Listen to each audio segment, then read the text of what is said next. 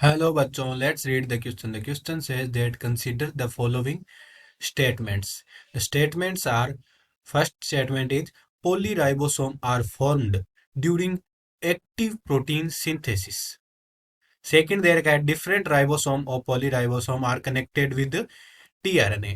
तो आगे हमें दिया गया है चूज द करेक्ट ऑप्शन। तो अब हमें चार ऑप्शन दिए गए हैं, उनमें से हमें करेक्ट ऑप्शन को चुनना है और बताना है कि स्टेटमेंट फर्स्ट और सेकंड सही है या गलत। तो अब हम पढ़ते हैं पहले statement first. Polyribosome are formed during active protein synthesis. तो सबसे पहले हम देखते हैं कि पोलीराइबोसोम्स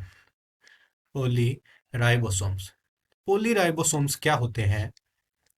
तो हम देखते हैं कि जब एक्टिव एक्टिव प्रोटीन सिंथेसिस हो रहा होता है, प्रोटीन सिंथेसिस होता है, उस समय जो पॉलीपेप्टाइड चेन बनाने के लिए जो एमआरएनए स्ट्रैंड होता है, मैसेंजर आरएनए स्ट्रैंड होता है, उसके साथ में कुछ टू और मोर राइबोसोम्स के जो मॉलिक्यूल्स होते हैं वो जुड़े रहते हैं।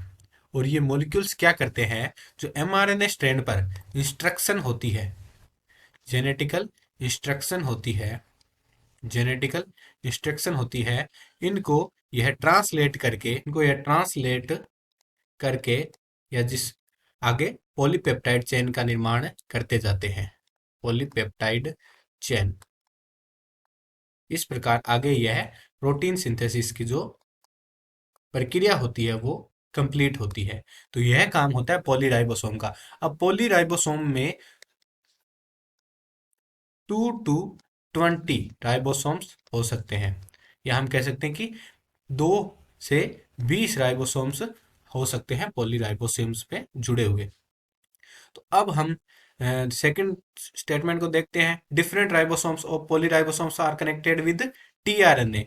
तो यह हमारा इनकरेक्ट स्टेटमेंट हो जाता है। यह पॉलीराइबोसोम्स के जो डिफरेंट राइबोसोम होते हैं वो कनेक्टेड किसके साथ होते हैं, टीआरएनए के साथ ना होकर के ये कनेक्टेड होते हैं एमआरएनए स्ट्रैंड या फिर एमआरएनए के साथ में। तो इस प्रकार यह है हमारा इनकरेक्ट स्टेटमेंट है सेकंड वाला। और फर्स्ट वाला polyribosomes are form during active protein synthesis, तो यह तो हमारा बिल्कुल करेक्ट स्टेटमेंट है। पहला जो स्टेटमेंट है वो बिल्कुल करेक्ट स्टेटमेंट है कि एक्टिव प्रोटीन सिंथेसिस जो होता है उस समय पॉलीराइबोसोम्स का निर्माण होता है। तो अब हम करेक्ट ऑप्शन का चूज करते हैं नीचे दिए गए ऑप्शंस में से। तो करेक्ट ऑप्शन है statement first is correct but second is incorrect. तो हमारा ए वाला जो कथन है वो बिल्कुल सही कहा गया है, या ए ऑप्शन जो है हमारा बिल्कुल राइट ऑप्शन है। बी में कहा है statement first is incorrect but second is correct, तो गलत। Both statement first are and second are correct, ये गलत। Both statement first and second are incorrect, यह भी गलत। तो हमारा राइट ऑप्शन कौन सा हो जाएगा, पहला option, A option, statement first is correct but statement second is incorrect. तो पहला ए ऑप्शन हमारा बिल्कुल सही ऑप्शन है। Hope you understand it well. All the best.